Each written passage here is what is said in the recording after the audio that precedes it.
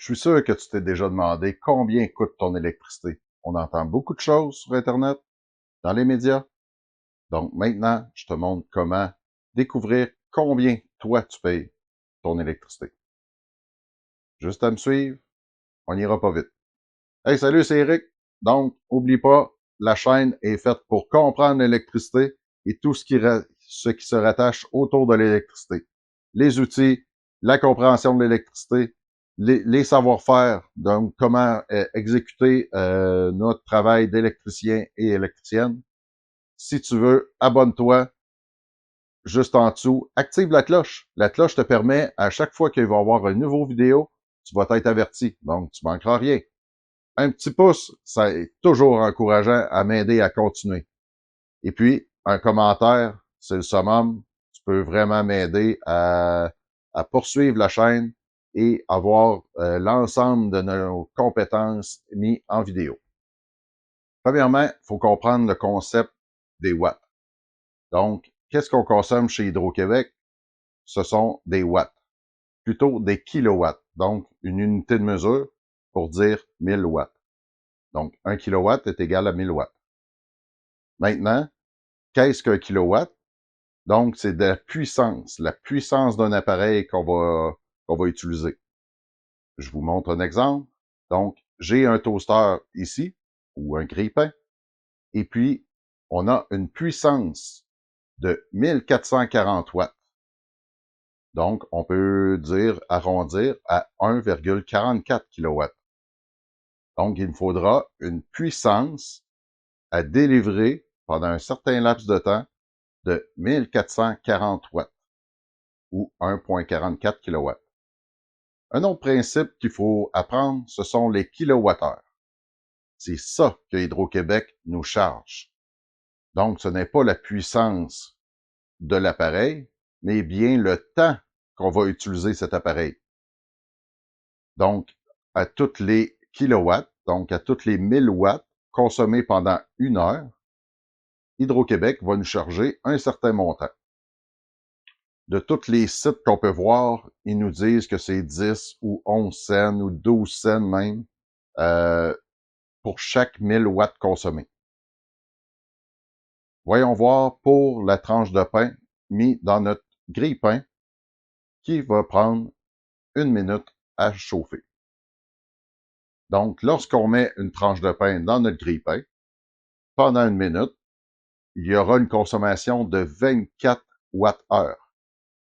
Donc, ça veut dire que Hydro-Québec va nous mettre sur notre facture 0,024 kWh, ce qui n'est même pas 1 kWh. Donc, on peut conclure que le temps utilisé, l'appareil, n'est pas le nombre de kilowatts de l'appareil. Il y en a un que c'est la puissance et l'autre c'est de l'énergie. L'énergie est en fonction des heures utilisées pour chacun des appareils de votre résidence. Un autre exemple, donc on peut aller voir au niveau d'un véhicule électrique. On va prendre comme exemple le Chevrolet Bolt raccordé à une prise 240 volts, donc de type 2, à la maison. La borne a été ajustée à 32 ampères. Donc, vu qu'il est alimenté à 240 volts et à 32 ampères, ça nous donne une puissance qu'on va utiliser de 7680 watts ou 7,68 kilowatts. Donc, à toutes les heures que je vais consommer, que je vais recharger mon véhicule, j'aurai 7,68 kilowatts d'inclus dans ma facture. Donc, allons comprendre, c'est quoi notre contrat avec Hydro-Québec. L'exemple du vidéo sera pour le tarif D seulement, donc le tarif domestique, qui, d'après moi, englobe la majorité des résidences au Québec. Donc, première règle pour respecter ce type de tarif, car sinon, il faut changer de tarification chez Hydro-Québec pour un autre tarif, comme DP. Mais on va se concentrer seulement sur le tarif D. Qu'est-ce qu'il faut? Ne surtout jamais dépasser 65 kW de puissance en tout temps. Donc, c'est-à-dire environ 277 ampères dans votre panneau de 200. Si vous comprenez bien, c'est que c'est impossible de dépasser. Si vous avez un panneau électrique de 200 ampères, dit classique, vous ne pouvez pas dépasser cette norme.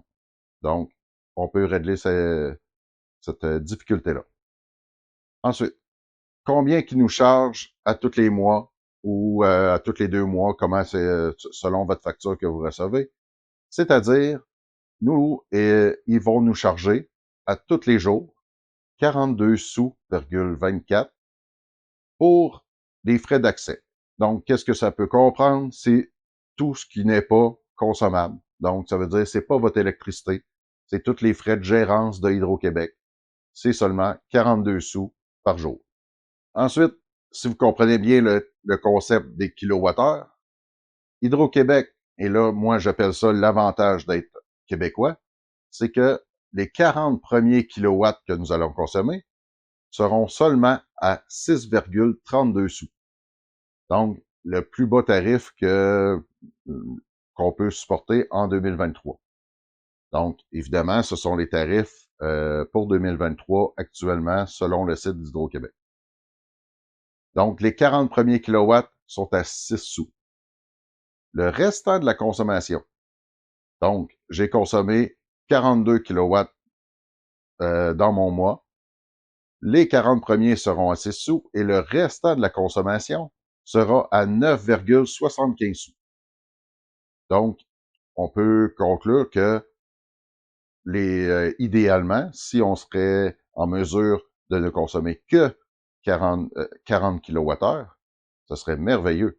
Mais pour les résidences plus volumineuses, on a tout le temps un excédent. Et c'est cet excédent-là qu'on va aller voir c'est quoi son effet sur la facture. Donc, sur la facture, qu'est-ce qu'on a? On a la consommation totale. Donc, on a le nombre de kilowatts consommés par 60, 61, 62 jours. Ça varie tout le temps un petit peu pour le nombre de jours. Puis notre consommation, elle, varie énormément selon au fil des mois. Ensuite, nous avons les redevances, anciennement appelées redevances, maintenant appelées frais d'accès. Et les frais d'accès sont calculés, comme je vous ai dit, à 42 sous fois le nombre de jours. Donc, tarif fixe pour tout le monde. Ensuite, nos 40 premiers kilowatts, donc le nombre de jours multiplié par 40 kWh, seront facturés à 6 sous. Puis, le restant de la consommation, donc les 40 premiers kilowatts par jour, moins notre consommation totale, moins les 40 kWh par jour, seront chargés à 9 sous. Allons voir une facture en hiver à combien mon kilowatt peut me revenir. Donc, voici ma facture en hiver.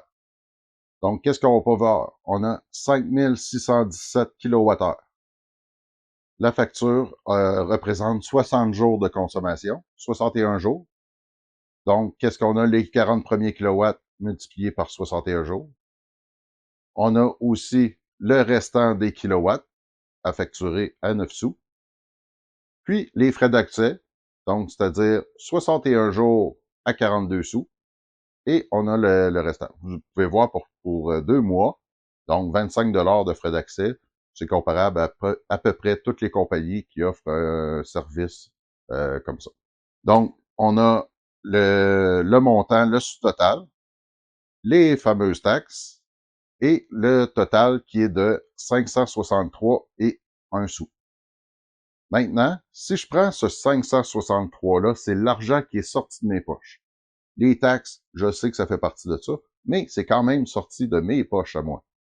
Donc, si je prends 563,01 sous et je le divise par 5617 kWh, je vais avoir le montant de 1 kWh. Et je peux remarquer que je suis à 10,07 sous du kilowatt pour cette période-là. Maintenant, on va aller voir l'extrême. Et cette facture-là était de décembre à février. Donc, on va aller voir les extrêmes si on serait dans l'été. Combien que ça va me coûter du kilowatt. Donc, voici ma facture en été du mois de juin au mois d'août. pour 62 jours.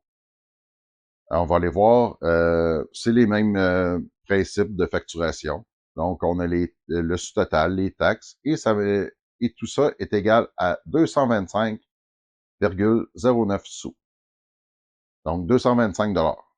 Si je le divise par mon nombre de kilowatts, qui était de 2612 kilowatts, donc mon kilowattheure, pendant cette période, m'a coûté 8,6 sous. Donc, on comprend que qu'est-ce qui a pu faire varier? C'est que j'ai beaucoup moins consommé l'été. Évidemment, on est au Québec, donc on consomme moins l'été à cause du chauffage. Et puis, de cette façon, la majorité de mes kilowatts a été dans la tranche des 40 kWh et non dans le reste de la consommation. Évidemment, le montant était moins haut en sous-total. Les taxes étaient aussi moins hautes. Donc, ce qui a fait descendre ma facture pour l'électricité. Si on fait une conclusion avec ça, c'est le contraire de chez Costco. Plus je consomme, plus ça me coûte cher.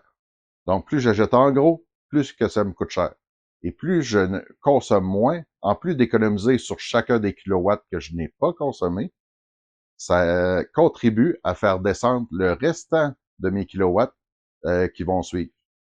Donc, pour moi, tout est porté vers l'économie d'énergie, où les électriciens ont une certaine capacité de vous aider et que si vous êtes en train d'étudier l'électricité, ben, vous pourrez aider vos clients en leur faisant comprendre le principe que je vous ai montré.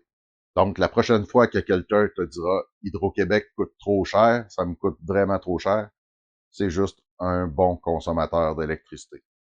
Car si notre facture serait en dessous de 40 kWh par jour, ben, on n'aurait pas de si grosse facture que ça. Et toi, si tu fais le calcul avec ta facture, est-ce que tu peux me dire en commentaire combien tu payes ton kilowattheure? Mais là, en dessous là, dans les commentaires, mets-moi là. J'ai hâte de voir, on pourrait être surpris. C'est un bon exercice à faire pour économiser des sous. Ta première visite sur la chaîne, abonne-toi, active la cloche, un petit pouce, et tu vas voir que je vais pouvoir te montrer toutes sortes de choses à propos de l'électricité, qui est mon métier, électricien sur la construction au Québec. Mais maintenant, j'ai fait un petit changement à ma carrière, je l'enseigne